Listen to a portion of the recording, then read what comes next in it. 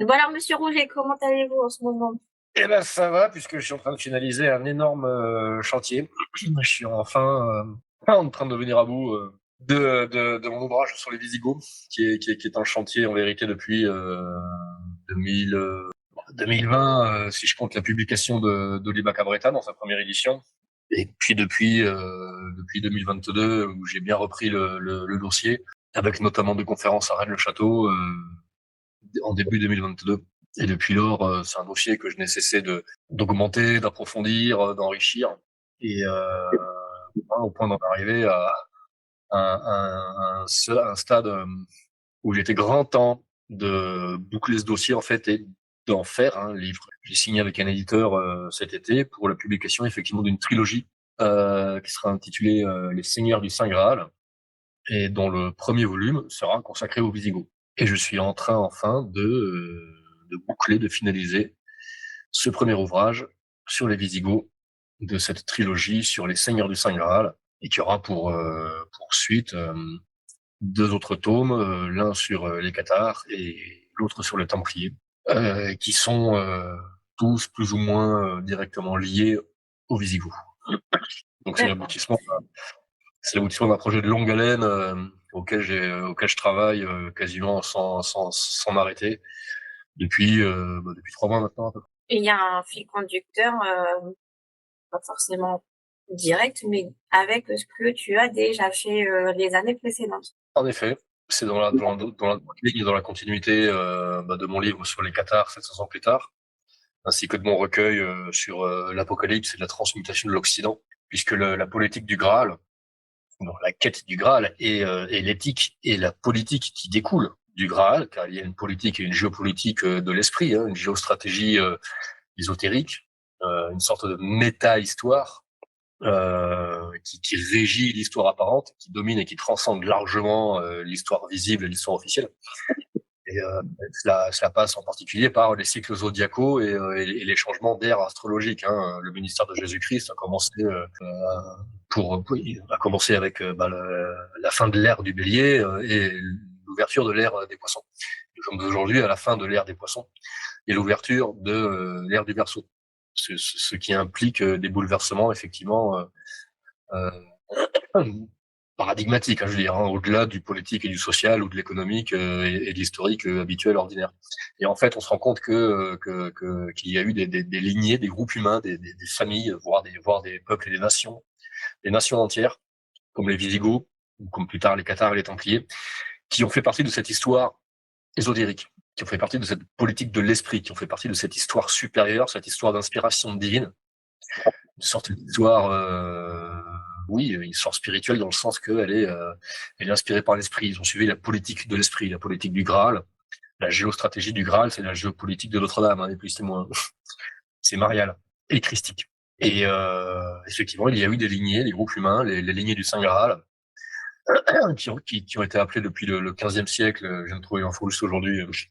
Les lignées du Sanguis Regalis, Saint Graal, qui a donné du coup l'expression sang royal, Sanguis Regalis, dans ce sens que oui, ils descendent, alors en effet pour une part, ces gens-là, de la maison de David, la lignée davidique et du roi Salomon, qui est celle de la tribu de Juda, donc à laquelle appartient également Jésus-Christ et Marie-Madeleine, qui elle appartient à une autre tribu. Voilà, dont les descendants ont fait souche en Gaule, en Espagne, en Grande-Bretagne dès le 1er siècle, avec l'arrivée de Marie, de Marie-Madeleine, de Sarah, de Lazare. Alors sur les côtes de Provence ou les côtes de Catalogne, peu importe, c'est l'un des deux, mais l'idée c'est qu'effectivement elles ont fait souche en Gaule, avant d'essaimer en Espagne, en Grande-Bretagne. Mais il y a eu aussi des lignées semblables. Lignée du Saint Graal, ce n'est pas que la lignée de Jésus-Christ et Marie-Madeleine, ça concerne aussi les lignées d'autres peuples qui ont été fondés par un dieu ou une déesse.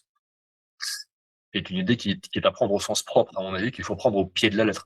L'empereur Sargon, le premier empereur assyrien, a été adoubé et initié, si j'ose dire, par une sorte de cérémonie nuptiale dans le lit de la déesse Inanna Ishtar en personne. La tribu royale des Visigoths, le clan des Baltes, a été fondée par Balder, le fils d'Odin. Pareil avec le clan royal des Amals chez les Ostrogoths, qui descend pareil d'un dieu nordique. Les sites royaux, donc ce grand peuple de cavaliers nomades de la steppe eurasiatique d'origine indo-iranienne, qui sont très proches des Visigoths, avec eux aussi un clan royal, le clan des Scythes royaux, qui était d'origine divine. Pareil pour les Celtes, pareil pour les Cimériens, Kiméroi, les Kimri, qui ont donné le peuple gallois, Kimri, qui revendiquaient tous de descendre de Gomère, donc de Japhet, l'un des 3 fils de Noé, et à une époque donc qui remonte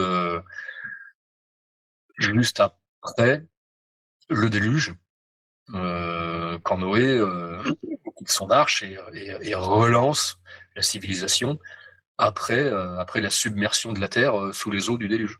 C'est quand même tout ça, qui constitue cette histoire sacrée, cette histoire sainte, qui est une histoire certes ésotérique, mais qui transcende, qui est aussi réelle, et même beaucoup plus réelle que l'histoire officielle, l'histoire apparente et visible, car elle a ordonné et dirigé de manière subtile notre histoire réelle apparente depuis bien plus longtemps en fait que l'histoire officielle existe. Je rappelle que l'histoire officielle telle qu'on la connaît ne remonte qu'au VIe siècle avant Jésus-Christ.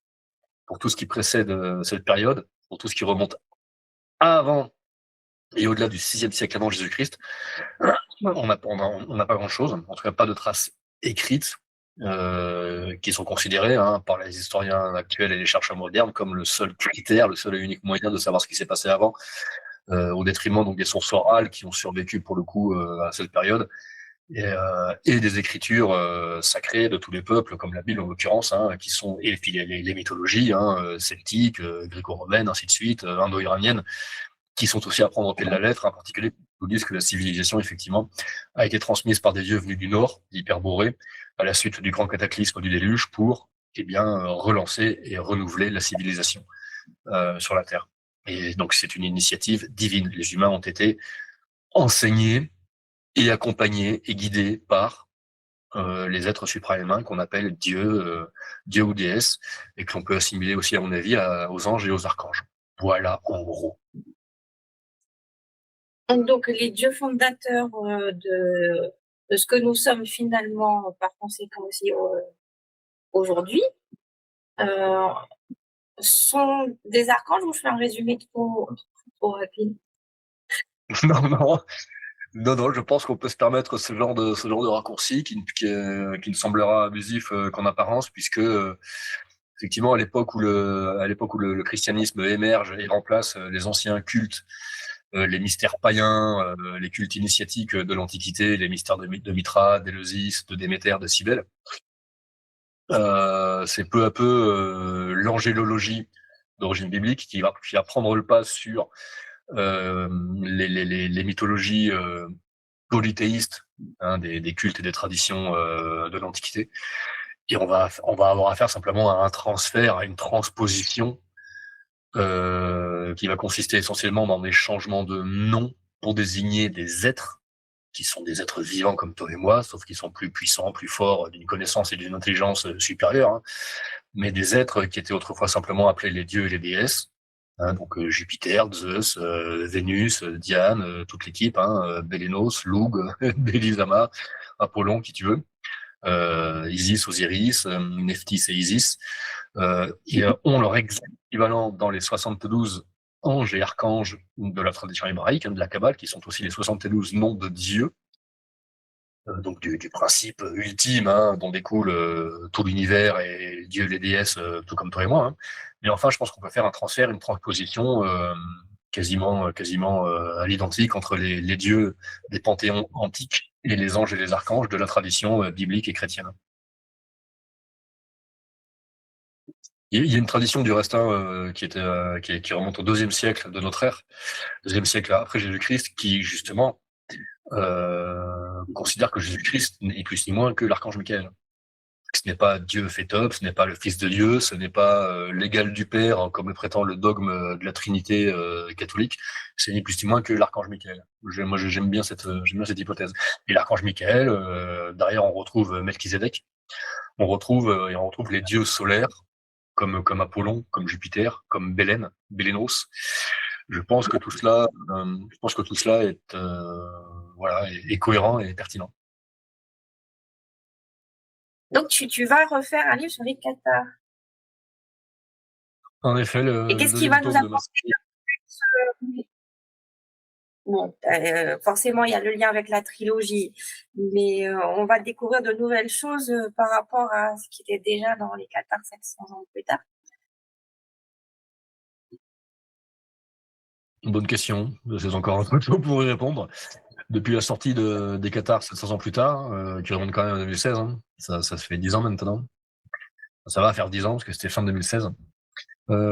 J'ai quand même pas mal encore aussi approfondi et creusé le sujet, accumulé pas mal de sources et de documentation. J'ai continué aussi à pratiquer un peu le terrain parce que quand on est engagé dans une recherche pareille, la théorie c'est bien, ça ne suffit pas, il faut la pratique, c'est-à-dire bon bah voilà, hein, pratiquer un peu le terrain là où les Qatars ont vécu et où ils ont laissé leurs traces et leur empreinte, hein, y compris vibratoire.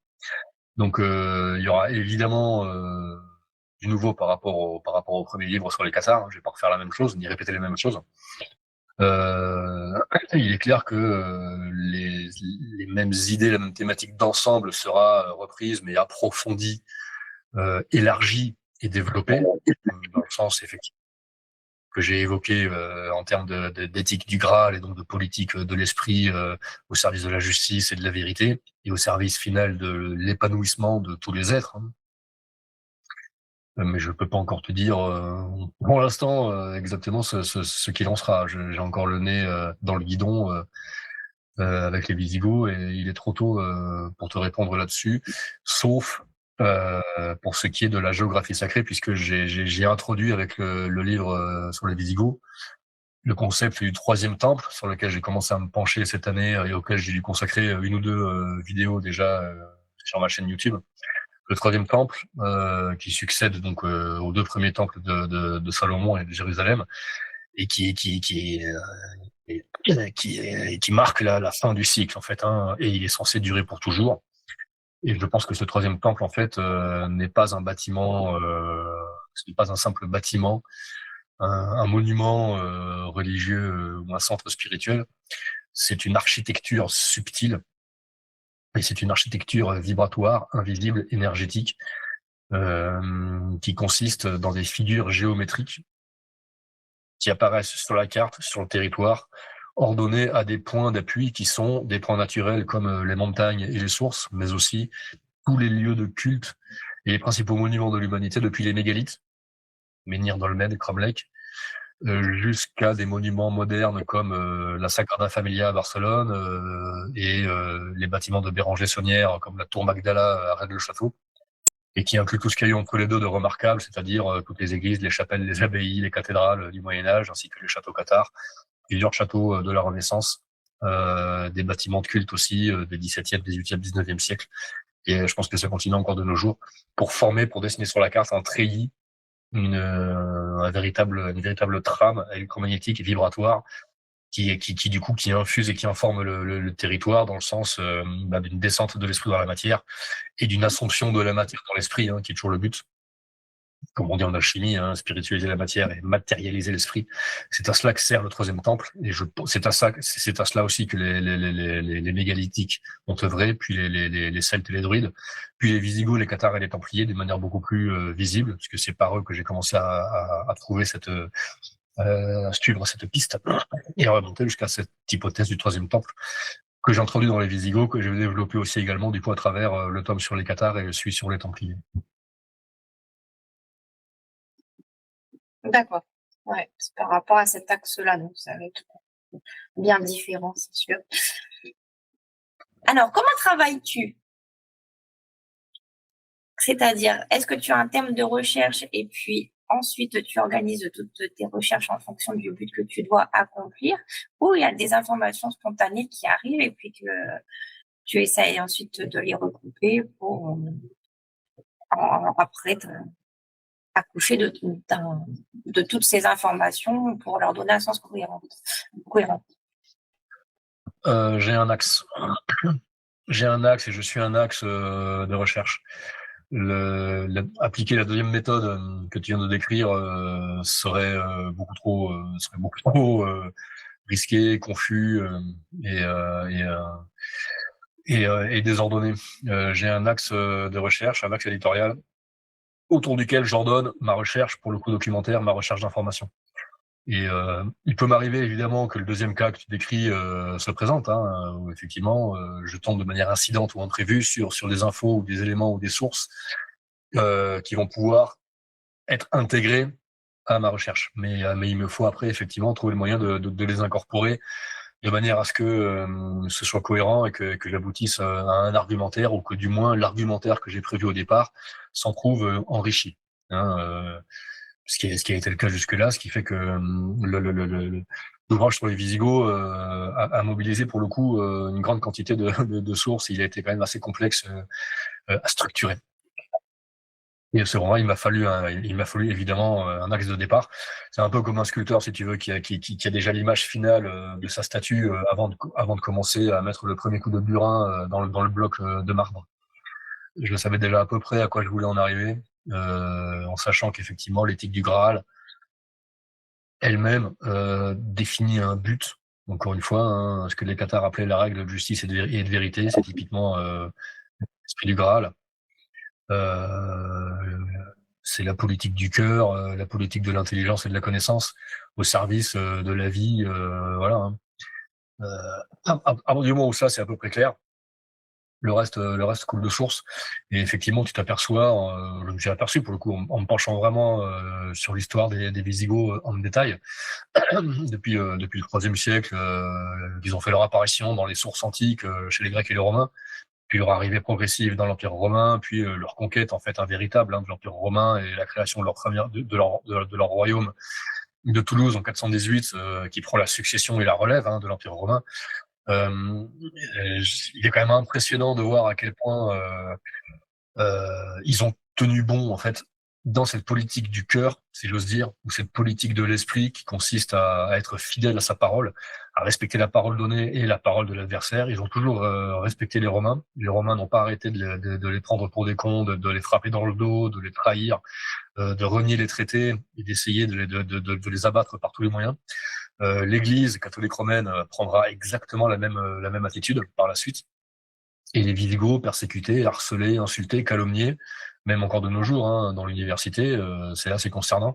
Ils ont quand même gardé le cap de leur intégrité, de cette politique destinée à profiter à tous, qu'on retrouvera typiquement jusque chez Rousseau et Robespierre. C'est l'esprit républicain, c'est l'esprit révolutionnaire dans le sens noble du terme, où l'État est au service de tout le monde. Cette mission que l'Empire romain a prétendu incarner, que l'Église romaine a toujours trahi, qui est le but de Jésus-Christ. Cette politique réellement du Graal, c'est la politique du Christ, c'est la politique du cœur, et c'est celle que les Visigoths ont suivie, puis que les Cathares et les Templiers ont suivi également à leur époque, mais avec d'autres moyens. Et c'est cette différence de moyens, de modalités que je vais illustrer dans le livre suivant. Donc effectivement, le premier livre sur les Cathares donner les axes principaux intellectuels, philosophiques du catharisme, dans ses applications concrètes, sociales, politiques, ordinaires. Et il va servir maintenant, avec les deux tomes suivants, Cathare Templier, de montrer à quel point les seigneurs du Saint Graal, les Visigoths puis les Cathares et les Templiers, ont réellement appliqué dans cette vie, dans la matière, dans la vie ordinaire, dans les relations entre les hommes, au niveau horizontal, mais aussi au niveau vertical de la société, cette politique du cœur qui consiste à transmettre et à permettre que tout le monde soit initié, à faire en sorte que tout le monde puisse être éveillé, que tout le monde s'éveille à la connaissance de soi et à la connaissance de l'univers et des dieux, selon l'adage d'Apollon à Delphes. C'est véritablement ça que les seigneurs du Saint Graal, comme je les appelle, ont essayé de mettre en œuvre. Et ma foi, c'est ça qui est apparu effectivement. Donc c'était mon axe de départ, et cet axe n'a été que confirmé et approfondi sans cesse au fil de mes recherches, en particulier sur le plan historique, notamment à travers l'arrivée et l'installation des Visigoths dans l'Empire romain, puis la création de leur royaume à Toulouse, puis à Tolède en Espagne, et puis la succession qu'ils ont eue dans l'Europe du Moyen-Âge à travers la Catalogne, l'Occitanie, donc les comtés de Toulouse, de Barcelone, les seigneurs cathares, Trencavel, qui vont être persécutés, martyrisés, génocidés par la secte catholique romaine et sa petite mafia capétienne. Tous ces gens-là, effectivement, savaient qui ils étaient, ils savaient d'où ils venaient, ils avaient conscience de leur dignité. Un grand prince du Saint Graal, hein, comme le comte de Foix, Gaston Phébus, qui a écrit au XIVe siècle, hein, qui a écrit la chanson du Bouvier, le Bouillère, qui est un chant codé et initiatique, hein, de A à Z, donc que j'aurai pour le coup l'occasion d'expliquer dans le livre sur les Cathares. Ces gens-là savaient qui ils étaient, et malgré les coups bas, la perfidie et l'acharnement constant du roi de France et du pape de Rome, ils ont tenu bon. Ils sont restés intègres, fidèles à leurs paroles, fidèles à la politique de l'esprit qu'ils étaient missionnés, mandatés par le ciel pour accomplir. Merci. Cette réponse bien complète, encore. Et puis, nous avons hâte de découvrir des ouvrages qui ont changé la face de l'humanité. Oui, alors il y a des New Age qui parlent de faire péter des seaux énergétiques ou de percer des égrégores et de faire fondre des égrégores. Je pense qu'il y a ce qu'il faut là-dedans. Il y a, il y a un attirail, il y a une artillerie effectivement dans ma trilogie des Seigneurs du Saint Graal qui pourra effectivement prétendre jouer à ce petit jeu-là. Après voilà, ce n'est pas le but premier. Hein. Le but premier, c'est à mon niveau, c'est d'être fidèle pour le coup à ma ligne de journaliste. Hein. Depuis que je suis entré en presse écrite, ça a été pour la découverte de la vérité, comprendre ce monde, comprendre comment ça fonctionne, pourquoi et comment nous en sommes arrivés là. C'est ça faire de l'info, hein, c'est ça chercher l'info, vérifier une info, c'est une quête de vérité et de justice, ni plus ni moins.